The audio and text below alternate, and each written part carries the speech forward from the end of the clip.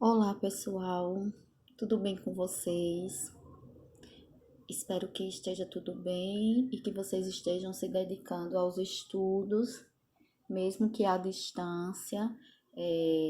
Cumpram com os deveres de vocês, façam as atividades, tá? Então, para a aula de hoje, eu quero fazer uma explicação do que eu já passei anteriormente. Quer dizer, no dia 30 eu passei sobre a arte da pré-história, pedi que vocês lessem o conteúdo e fizessem a atividade que foi a mão em negativo. Então, antes que eu possa entrar em um próximo assunto, desculpa, eu quero rever com vocês a arte desse período, tá? Então, olha só. O ser humano sempre procurou representar por meio de imagens a realidade que ele vivia. Então, o cotidiano dele, as pessoas, os animais, os objetos, os elementos da natureza, certo? Os seres que ele imaginava, as divindades, tá? Então, tudo isso eles passaram a representar. As artes visuais, desenho, pintura, grafite, escultura, entre outras, a literatura, a música, a dança e o teatro são as formas em que os homens, desde a pré-história até na contemporaneidade, utilizam para fazer arte, certo? Então, aqui a gente vê a representação do mundo, né? Observando essas duas figuras, certo? Fantasmas com máscaras de Carioapel e Voo das Andorinhas de Giacomo Balla. Elas nem sempre são uma cópia fiel então da realidade, né? Então, necessariamente a arte ela não precisa de ser fiel e representar o que eles querem representar, o que o artista quer representar. Então, seus autores representaram o mundo da maneira que viam e usavam então assim a imaginação para para idealizar os seres e as coisas. Além disso, eles talvez quisessem expressar para o observador alguma ideia ou sentimento especial. Compreender tudo isto é importante, então, para a gente entender sobre a história da arte e, assim, apreciar e valorizar a nossa criação artística e a de outras pessoas, e de outros povos, de outras civilizações. Então, a expressão mais antiga, as figuras feitas pelo ser humano foram desenhadas em paredes de rocha, sobretudo em cavernas. Esse tipo de arte é chamado de arte rupestre, que significa rocha. Então, já foram encontradas inúmeras pinturas rupestres em vários lugares do planeta Terra, certo? As mais conhecidas são das cavernas de.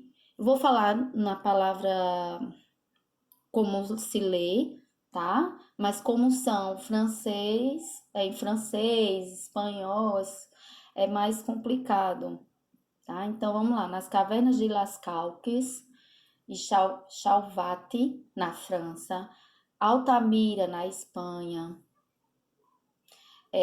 também na região do Saara, na África, e de outros municípios aqui do Brasil, certo? Como São Raimundo Nonato, tem também em outros lugares que nós iremos estudar depois sobre a arte rupestre brasileira, que existe sim uma pré-história. Mas vamos lá. Aqui são alguns exemplos. Nós temos a representação dos desenhos feitos nas rochas, das pinturas rupestres, tá? E as primeiras expressões de arte eram muito simples, consistiam em traços feitos nas paredes de argila das cavernas, desenhos e pinturas de animais ou à mão em negativo, que foi o que vocês já devem ter feito com certeza, né? Então, a primeira representação artística foram as mãos em negativo, certo? Esse período foi chamado de período do Paleolítico. Vocês sabem que a pré-história ela é dividida em dois períodos, Paleolítico e Neolítico. Então, nesse primeiro momento, foram feitas as mãos em negativo, tá? Elas despertam e impressionam curiosidades, mas os pesquisadores já revelaram muitos detalhes sobre a técnica usada para criá-las, tá? Esse aqui é um exemplo de como eles reproduziam a mão em negativo. Então, o artista ele obtinha um pó colorido a partir da trituração das rochas e eles sopravam em um canudo sobre a mão que ficava que ficava na parede. A região, então, em volta ficava colorida, mas a mão, ela não ficava, como vocês estão vendo aqui no exemplo e no que eu mostrei aqui da figura. Bom, os materiais usados pelos artistas da pré-história, a gente vê que em suas pinturas, nossos ancestrais também utilizavam corantes naturais feitos de minerais, ossos carbonizados, queimados, carvão, vegetais e sangue. Os elementos sólidos, eles eram então esmagados e dissolvidos na gordura de animais que eram caçados. Com pincel, o artista pré-histórico utilizava os dedos.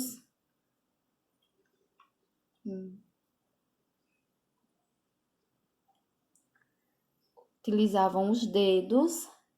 Estava conferindo aqui, eu achei que não estivesse filmando, mas vamos lá.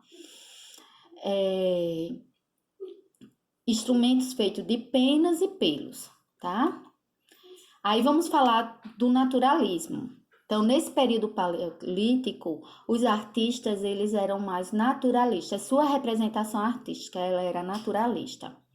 Então, que eram pinturas de animais que chamavam a atenção, pois o artista, ele representava como ele via a natureza, como ele via o animal. Então, da forma que os seus olhos captavam.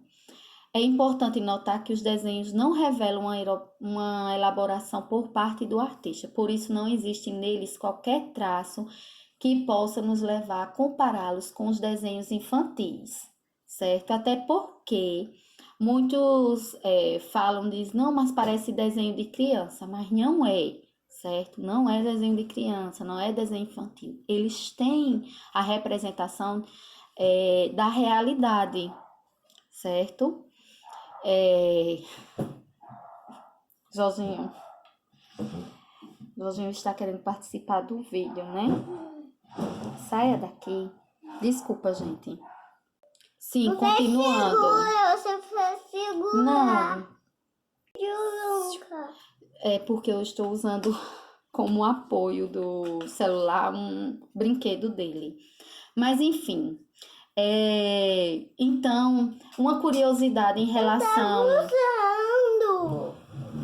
Então, uma curiosidade em relação às pinturas, nota-se então a presença de animais de grande porte, e a representação como era feita. Então, era mais carregado de cor, certo? O traço ele era mais forte, mais definido.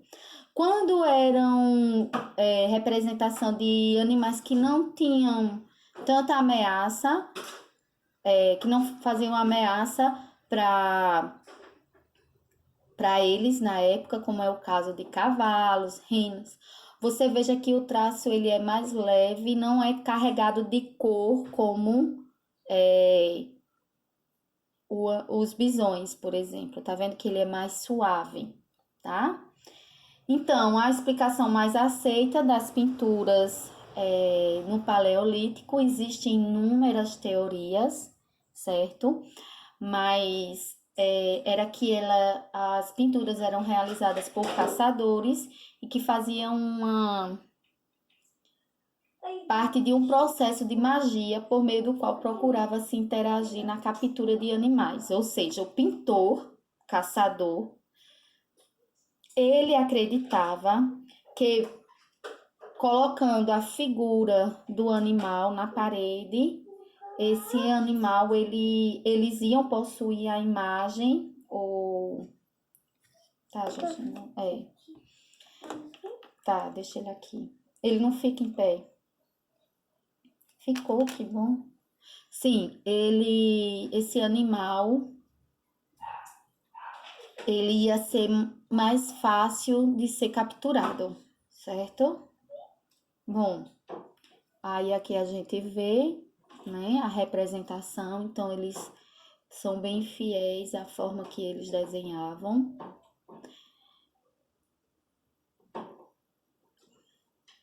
Pronto, o ser humano retrata a si mesmo.